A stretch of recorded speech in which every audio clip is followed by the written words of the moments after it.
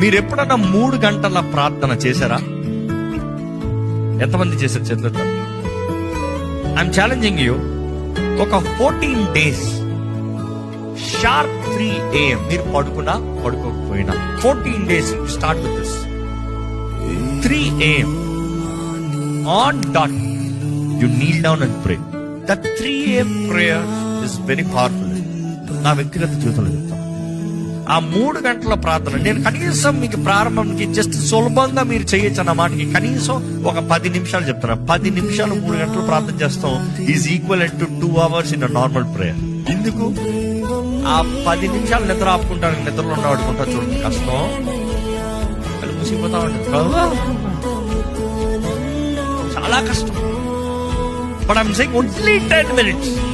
Only 10 minutes. ఏ వాష్రూమ్కి వెళ్ళాలంటే 3 గంటలు లేట్ వెళ్తాం. But then this is much more important. 10 minutes. Put a timer if you want.